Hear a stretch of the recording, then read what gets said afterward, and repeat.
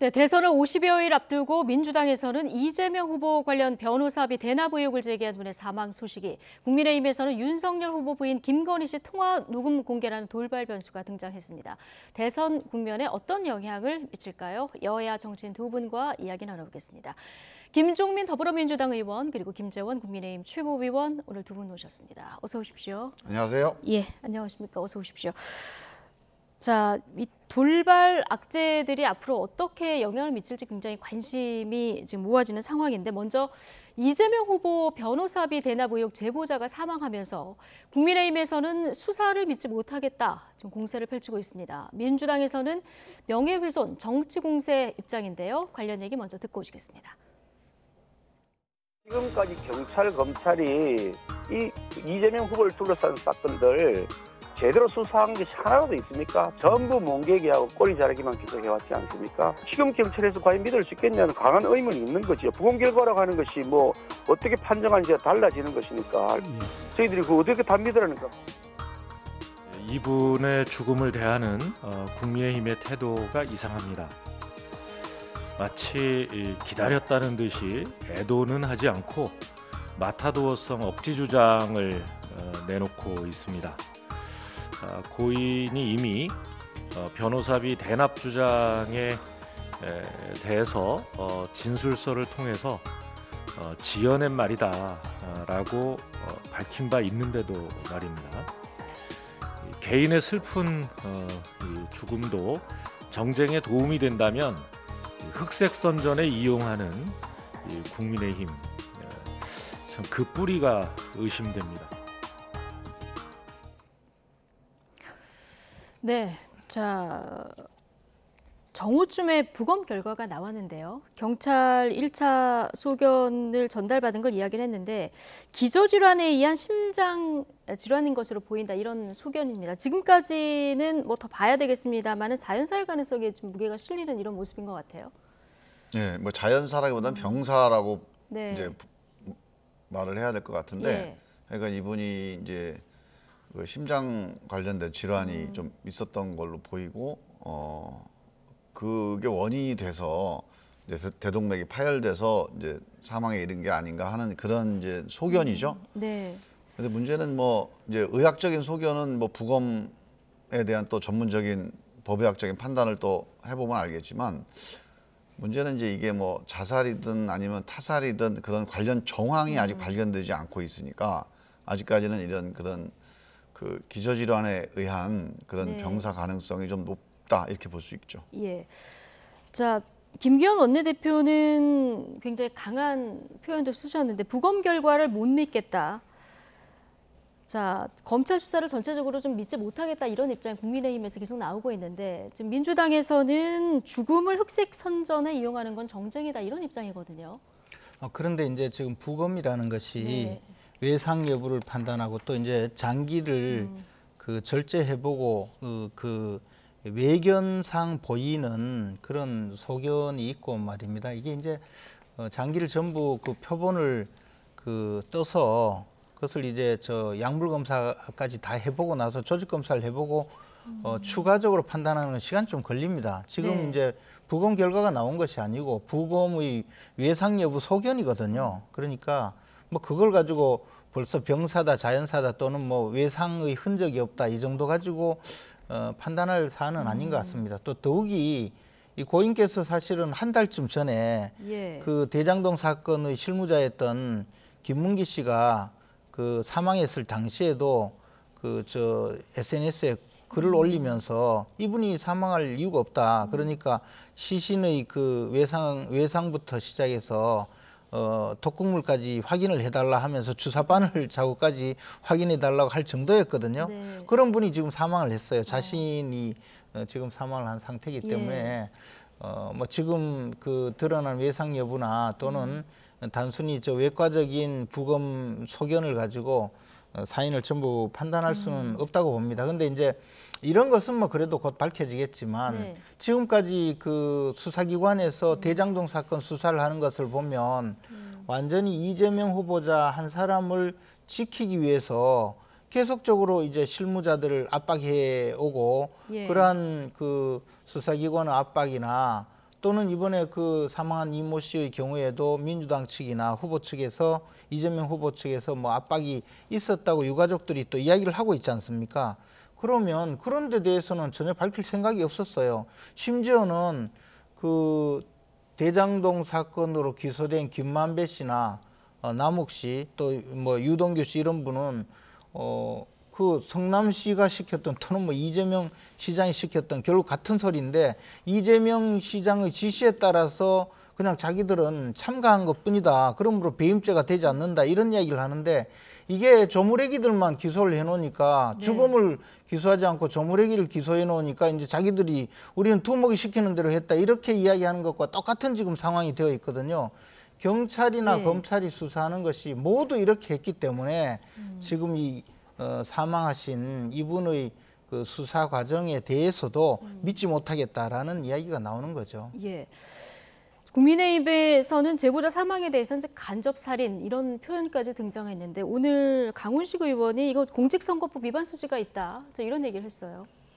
이 선거법 위반 여부를 떠나서요. 네. 그냥 우리가 상식적으로 또 인간적인 도리상 정치적인 어떤 뭐 죽음도 있을 수 있죠. 뭐 시위하다가 뭐 돌아가신다거나 뭐 아니면 뭐 여러 가지 이제 그런 사건 사고가 있을 텐데 이분은 이제 개인적으로 어떻게 보면 이제 질환과 관련된 가능성이 좀 높은 상태 아닙니까?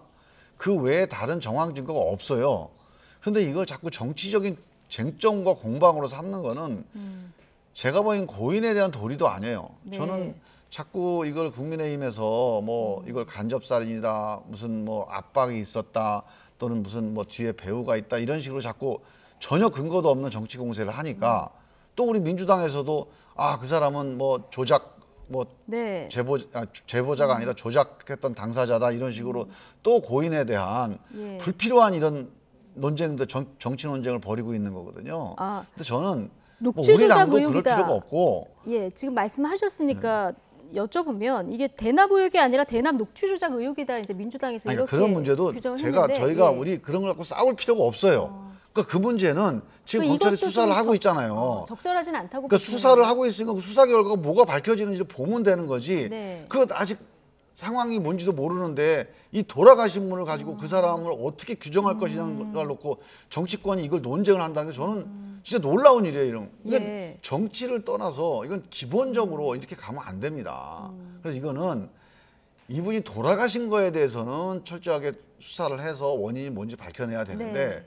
저는 우리 김재현 최고위원님 말씀대로 대한민국 경찰이 아무리 그래도 돌아가신 분의 사인을 조작할 만큼 그렇게 정치적이진 않아요. 그건 불가능합니다. 당장 그리고 대선에서 누가 될지도 모르는 판인데 그랬다가 그 경찰청장부터 그 수사가 다 날아가지 않습니까?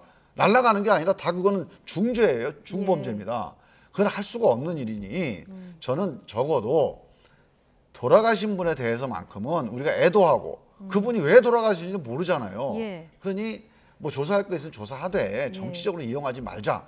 저는 우리 당에서도 그분이 어떤 사람이다, 뭘 잘못했다 이런 얘기 할 필요가 없다고 봐요, 저는. 네. 그래서 저쪽 당도 그분을 가지고 자꾸 정치적으로 공격거리로 삼기 위한 노력을 하지 말아라. 그리고 민주당도 거기에 대해서 이런저런 방어적인 그런 공격을 하지 말자. 저는 이렇게 좀 제안을 드리고 싶어요. 죽음이 있었기 때문에 이제 네. 민주당이든 국민의힘이든 나오는 여러 가지 정치적인 발언들은 자제돼야 된다. 막론하고 왜냐하면 이런 근거가 말씀이신데. 없이 나오는 예. 거거든요. 그 죽음이 실제 어떤 단서가 있다면 예. 예를 들어서 누가 타살했다거나 네. 아니면 자살을 압박했다거나 아니면 이분이 뭔가를 폭로하는데 압박을 받아서 예. 죽음에 이르렀다거나 이런 단서가 있으면 그거는 정치적인 논쟁의 대상이 됩니다. 네. 근데 그게 없는 상태에서 단순한 죽음을 가지고 우리가 정치적으로 이용하는 것은 그거는 인간적으로 네. 저는 안 해야 된다고. 알겠습니다. 근데 우연히 겹치다 보니까 이제 정의당, 국민의당에서도 의혹의 시선을 보내는 상황이지만 단서가 없기 때문에 이렇게 정치 공방을 벌이는 것은 적절하지 않다 이런 입장이시거든요. 그런데 이제 오늘 아침에 뭐 예. 언론 만평을 보니까 네.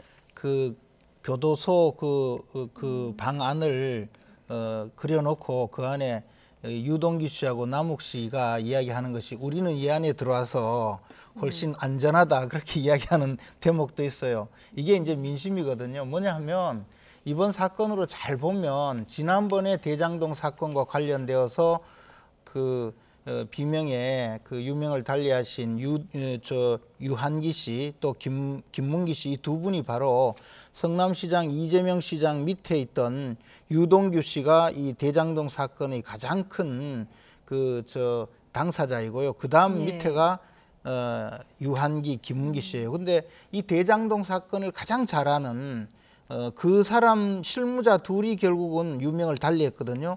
그리고 이번에 그 사망하신 이모 씨는 또 뭐냐면 우리가 그 이미 FIU 금융정보분석원의 통보에 의해서 지난번에 수사가 되다가 그 과정에서 언론에 포착이 된 내용 중에 김만배 씨가 100억 원을 쌍방울 주식회사로 돈을 보냈다.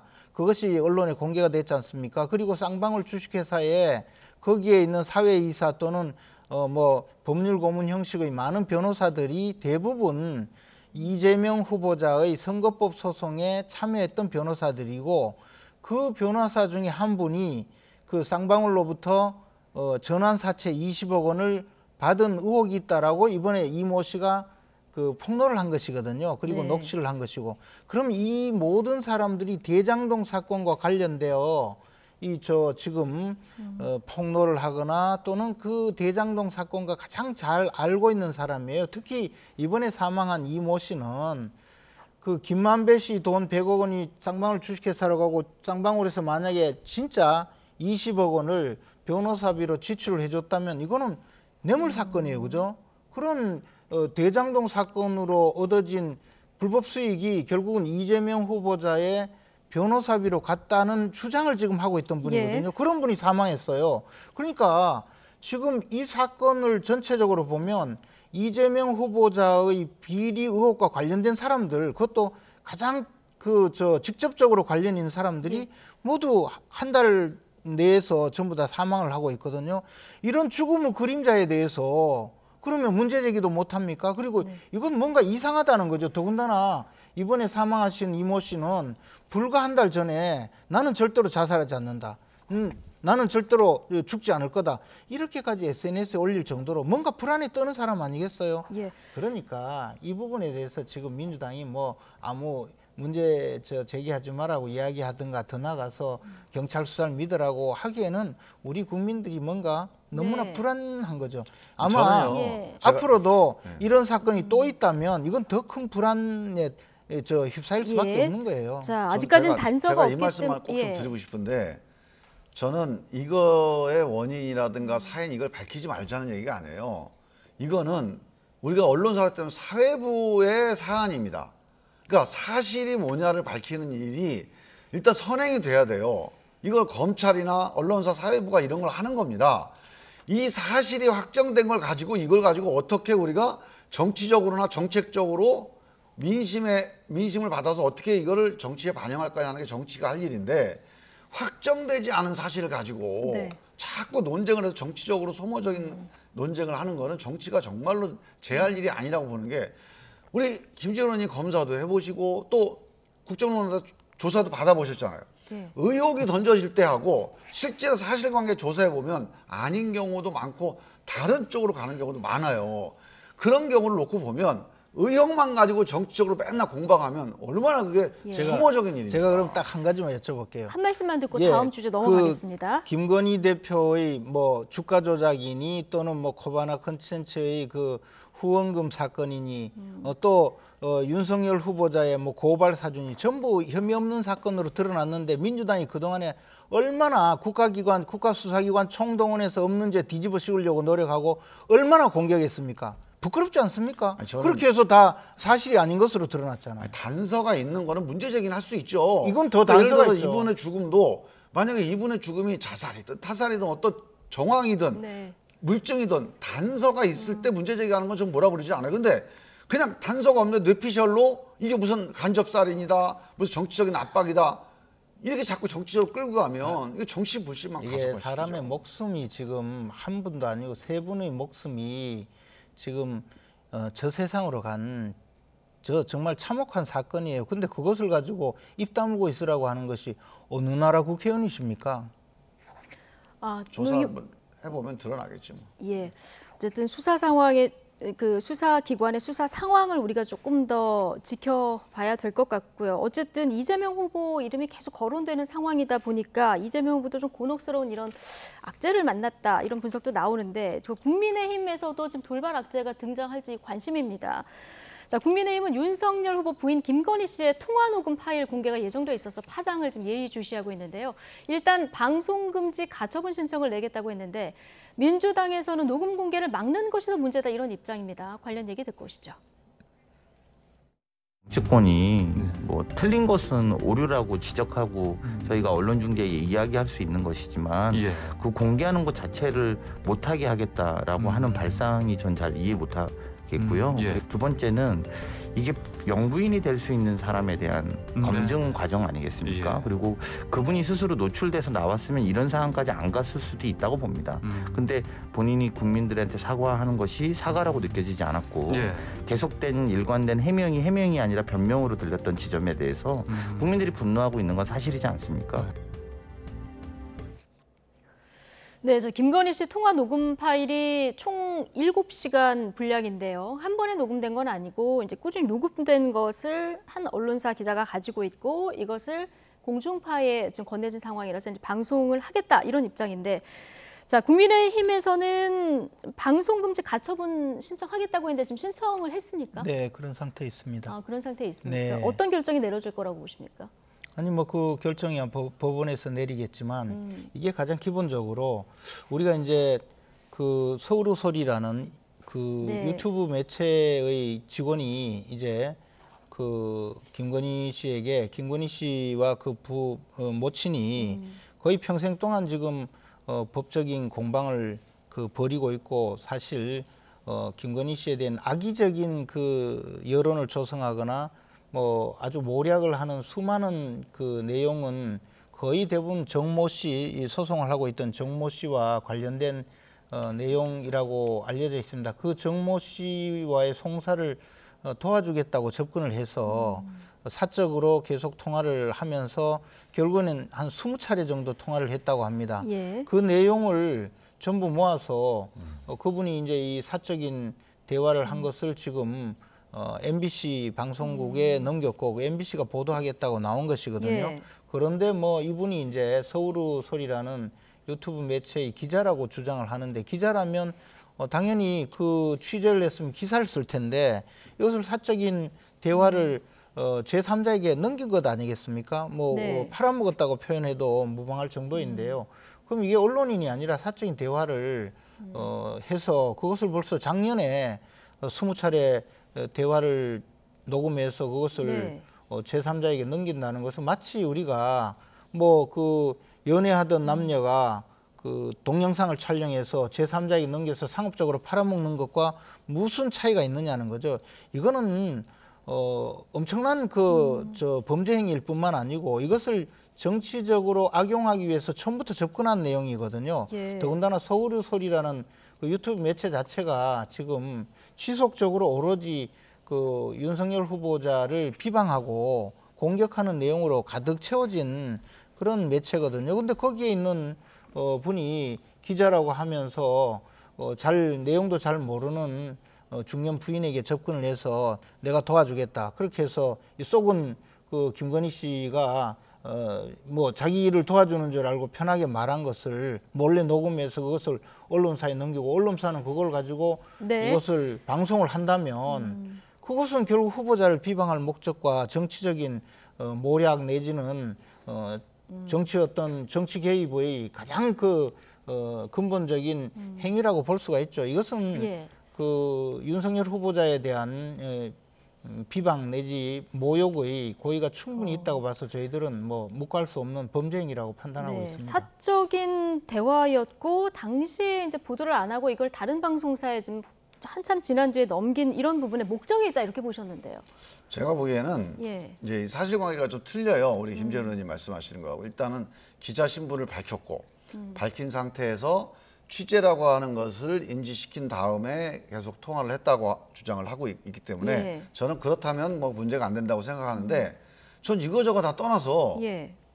아니 난 김재현 의원님도 잘 이해가 안 가는 게 아니 김건희 씨가 좀 부끄러운 사람인가요? 어디서 내놓으면 안 되는 거예요? 아니, 저는 오히려 우리 당이 가처분 신청을 해야 될 판이야. 남의 당 후보의 부인 얘기를 7시간이나 틀어준다고 그러면 그건 약간 선거법으로 불리한 거 아닙니까, 우리가? 7시간은 그러니까 김건희 씨가 예. 만약에 훌륭한 사람이면 그 사람이 7시간 얘기한 걸 틀어주면 예. 표에 도움이 되지 않겠습니까? 그래서 나는 그게 걱정해요, 오히려. 아니, 그분이 7시간 얘기한 게 부끄러워요? 아니, 이분이 훌륭하고 좋은 사람이면 7시간 얘기한 얘기가 기자하고 한 얘기면 좋은 얘기들 했을 거 아닙니까? 또 김건희 씨의 어떤 장점이 드러나는 얘기가 들어가 있을 거 아니에요. 근데 어떤 내용이 들어있는지 두 분 다 모르시는 그러니까 거죠? 모르는데 지레짐작으로 김건희 씨의 무슨 단점이 드러나 있을 거다. 예. 또는 뭔가 문제가 있을 거라고 지레짐작을 하는 거 아닙니까? 그러니까 가처분 신청을 하는 거겠죠. 근데 대략 뭐 현 정부에 대한 비판이라든가 이런 내용이 들어 있을 것이다라는 보도가 나오고 있거든요. 그러니까 현 정부에 대한 비판이라면 네. 그걸 왜 막아요, 저쪽에서? 우리가 막아야지, 오히려. 네. 그래서 저는 김건희 씨에 대해서 너무 좀 이게 컴플렉스가 있는 것 같아요. 저는 7시간 동안 무슨 얘기했는지 모르겠습니다만 김건희 씨가 기자를 상대로 얘기를 네. 했다면 그런 얘기들 정도는 국민들이 알아야 된다. 왜? 윤석열, 김건희 두 부부가 네. 정말 이 시국과 이 상황에서 어떻게 판단하고 있는지를 이번 대선에서 국민들이 알 권리가 있어요. 국민들 알 권리 차원에서 네. 이제 공개를 할 필요가 있다 이런 얘기신데, 자 국민의힘에서는 선거법 위반 여부에 대한 그 유권 해석도 좀 요청하기로 하신 거죠?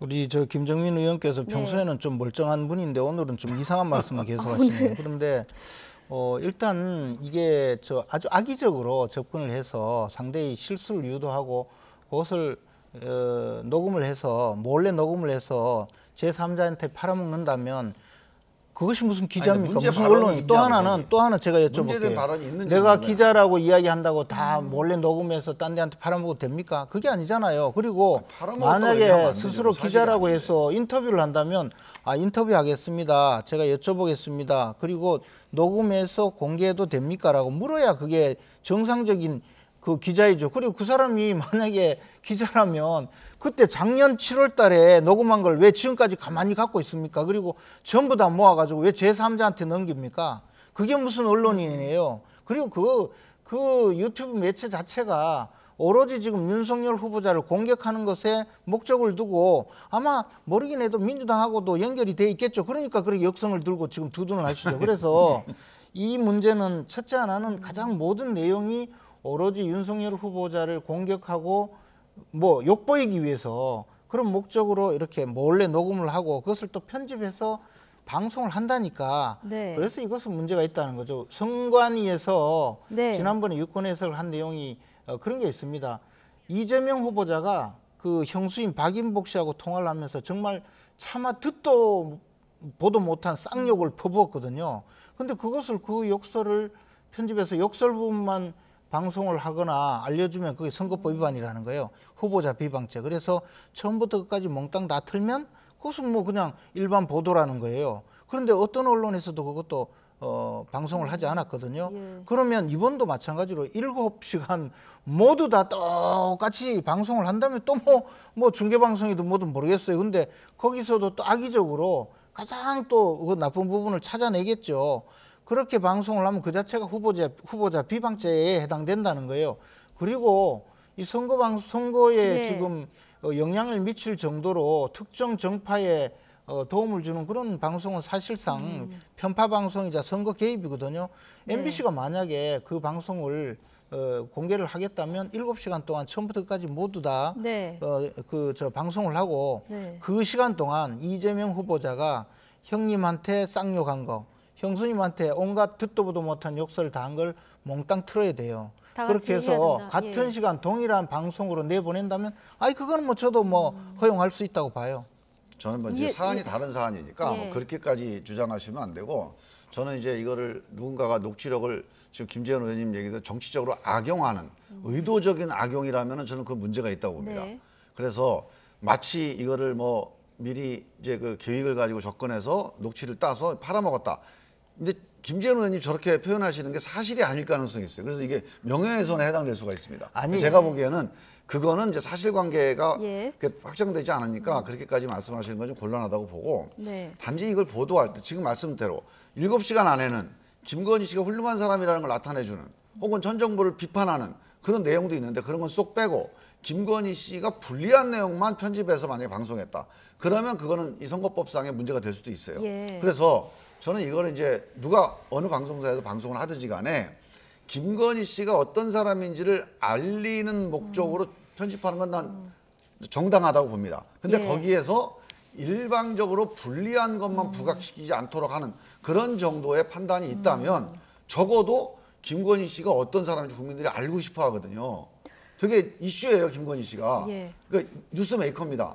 그러니 이분에 대해서 좀 알고 싶어요, 저도. 그래서 좀 들었으면 좋겠어요. 공개될지 안 될지도 주목이 되고요. 공개가 만약에 된다고 하면 그 이후에 정치적 파장이 어느 정도로 미칠지 이 부분도 이제 주목되는 상황이라서요. 좀 지켜보도록 그게 하고요. 공개된다고 해서 뭐 정치적 파장 뭐 그런 부분이야 뭐가 있겠습니까? 국민들에게 아주 짜증만 내게 만들고 지금 이게 결국에는요.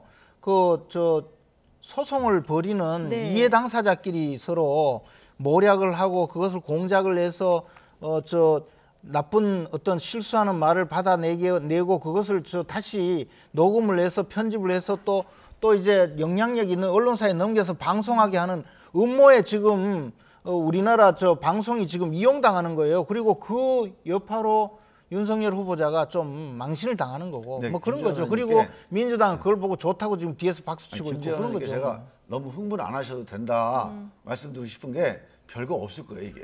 왜냐하면 저는 뭐가 별거가 있었다면 저는 지금 흥분한 지난 것이 몇 달 아니고 동안 이렇게 잠자고 도대체 있지가 우리나라가 언제부터 이런 꼴로 선거를 치르게 됐는지 그러니까. 그리고 이 공영 방송사가 개인의 몰래 녹음한 도둑 녹음을 틀어보겠다고 하는 이런 정도로 지금 아니, 너무 긴장 안 저질 하셔도 방송으로 된다니까. 지금 네. 제가 보면 나간 별거 거 없을 것 알겠습니다. 같아. 이 정치 평론하시는 분들도 한 번도 본 적 없는 대선이다 이런 얘기 굉장히 많이 하고 지금 이재명, 윤석열 두 후보 모두에게 이런 어떤 도덕적인 흠집을 낼 수 있는 이런 이슈들이 많이 등장하는 이런 대선인데 그러다 보니까 안철수 후보 지지율이 지금 올라가는 이런 상황입니다. 이재명, 윤석열, 이강 사이에서 안철수 후보 상승세 더 오를지 이게 꼭지점일지 예측은 쉽지 않은데 자, 안철수 후보에 대해서 유인태 전 사무총장이 오늘 이런 평가를 내렸습니다. 듣고 오시죠.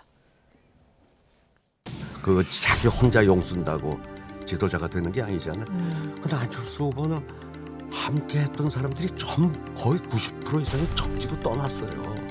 한번 보세요. 지금 그 김종인 위원장이니 당대의 그 착사라고 하는 분들이 안철수 현상이 일었을 때 네. 전부 좀 도와주겠다고 갔었죠. 갔고, 근데 거기 그때가 왔던 사람들 지금 뭐 거의 90% 이상이 안철수 후보에 대해서 상당히 냉담한 정도가 아니라 상당히 좀 부정적인 인식을. 그게 그냥 지지율 빠진. 지금까지 한 10년간 정치를 하면서 네. 이건 자꾸 세를 불려가고 동지들을 더 많이 만들어가야 되는데 왔던 사람들하고 다 왼수가 됐으면 이게 정말 이 체질이 안 맞는 동네에 온 거 아닌가요? 그냥 아까운 인재가 저렇게 지금 헤매는 게 좀 안타깝다는 생각을 하고 이게 지금 네, 정치는 세력을 불려야 할 수 있는데 지금 체질에 안 맞는 것 같다. 아까운 인재가 헤매는 게 안타깝다. 이런 얘기를 듣고 오셨는데 좀 어떻게 동의하십니까? 저는 이제 비슷한 취지인지도 모르겠는데 저는 이제 정치라고 하는 거는 혼자서는 절대 못하는 겁니다. 네. 원래 정치라는 건 자기 권한 행사하는 게 아니고 자기 돈 쓰는 게 아니고 남으로부터 권한과 예산을 위임받아서 행사를 하는 거예요. 네. 무조건 같이 해야 됩니다. 그래서 저는 정치인의 자질 중에 제일 중요한 게 소통이라고 보거든요. 소통과 공감 능력이라고 보는데 예. 안철수 후보가 다른 건 정책 역량도 있을 것 같고 또 개인적으로도 개인적인 여러 가지 이제 능력이라는 면에서는 뛰어난 점이 있긴 하지만 소통과 공감을 통해서 사람들과 함께하는 점에 있어서는 지금까지 별로 성공을 못했어요. 그래서 절대 평가로 따지면 저는 이번에 안철수 후보 지지율이 보통 5% 나왔잖아요. 네. 5%가 안철수 정치인의 절대 평가라고 봅니다. 근데 지금 문제는 양 후보가 중도층, 지지층한테는 결집이 한 35%씩 딱 세게 돼 있는데 이 30%에 이르는 중도층에 대한 설득력이 떨어져요. 두 후보다 약간 강성이라 이 30%에 대한 지지율, 중도층의 지지율 이게 상대평가로 윤석열보다는 안철수가 좀 도덕성이 낮지 않겠냐, 뭐 이재명보다는 안철수가 도덕성이 낮지 않겠냐, 이런 쪽으로 하면서 조금 불려가고 있는 거죠. 네. 그래서 절대평가로는 5%, 네. 상대평가로는 15에서 많으면 한 20%까지 갈 수도 예. 있는 이런 상태라고. 절대평가로 하면 5%인데 이게 지금 상대 후보들하고 비교를 하다 보니까 이제 15%, 20%까지도 갈 수 있다 얘기를 해주셨는데, 자 15% 정도 이상 나오게 된다면은 이제 야권 입장에서는 다 출마를 하면은 뭐 필패 아니겠습니까? 단일화 얘기 나올 수밖에 없는데 지금 이준석 대표 같은 경우는 단일화에 아주 선을 긋는 이런 상황이거든요. 근데 오늘 김종민 의원께서 처음으로 저하고 생각은 비슷하네요, 이 부분은. 근데 마지막에 의견이 마지막에 근데 같아지셨습니까? 15%는 좀 예. 너무한 것 같고요. 네. 이제 안철수 후보가 사실은 지금까지 그 처음에 출마한다고 했을 때는 비호감도 1위였어요. 네. 부동의 1위. 근데 심상정 후보가 조금 더 높기도 하고 두 분이 엎치락뒤치락 했는데 사실 주목을 못 받다 보니까 이제 민주당의 이재명 후보, 국민의힘의 윤석열 후보가 당내 경선을 하면서 또 많이 상처를 입었거든요. 그리고 또 지금 서로 간에 또 이제 여러 가지 주거니 받거니 하고 있어서 상대적으로 주목을 못 받다 보니까 뭐 그냥 그 지금 와서 지지율이 수치로 나타난 거죠. 예. 그런데 사실 안철수 후보가 뭐 한 게 없어요. 가만히 있었죠. 흔히 제가 표현한 바로는 정책도 뭐 꾸준히 내고 하셨는데요. 아니요, 그냥 감나무 네. 밑에서 입 벌리고 그냥 기다렸죠, 감 떨어지기. 그런데 안철수 후보가 다만 지지율이 조금 된 것은 이제 우리 김종민 의원님 말씀하신 대로 보수 진영 또 진보 진영보다는 약간 뭐 좀 중도 진영 중도에 있는 분들이 이제 그냥 안철수 후보를 하나의 뭐 대안 정도로 생각하고 있지만 그분들도 실제로 조금 시간이 지나서 이제 우리 당의 윤석열 후보가 또 본격적으로 선거 운동을 제대로 하고 예. 이재명 후보와 하면 이게 저 다 쏠리게 돼 있어요. 저는 네. 뭐 결국에는 5%에 수렴한다고 봅니다. 다시 돌아갈 것이다 이렇게 네. 보시는 저는 이제 거고요. 예. 네, 안철수 짧게요. 후보가 네. 이게 제가 만약에 안철수 후보의 위치였다면 저는 이런 식으로 선거 운동을 안 한다고 봅니다. 네. 왜냐하면 지금 어떻게 하고 있냐면 그냥 정권 교체만 외치고 있어요. 근데 이거는 윤석열 후보의 핵심 주장이잖아요. 네. 사실은 안철수 후보 정권 교체 때문에 안철수를 찍을 사람들은 윤석열 후보를 먼저 찍을 겁니다. 안철수 후보에 주목하는 거는 정권 교체든 재창출이든 지금 있는 이런 식의 정치적인 양극화, 예. 그러니까 적대적인 대결 정치 이런 것들을 청산해보자. 예. 이런 목소리나 그런 주장이 있다면 동조할 사람들이에요. 알겠습니다. 중도층이. 정권 근데 교체 안철수 후보가 이전보다는 그냥 문재인 정부 반대만 외치면 저는 뭐 큰 의미는 없다고 봅니다. 알겠습니다. 어쨌든 안철수 후보는 완주하겠다 의지가 강하기 때문에 이 행보도 좀 주목해서 봐야 될 것 같습니다. 김종민 더불어민주당 의원, 김재원 국민의힘 최고위원 두 분과 함께했습니다. 고맙습니다. 예, 감사합니다.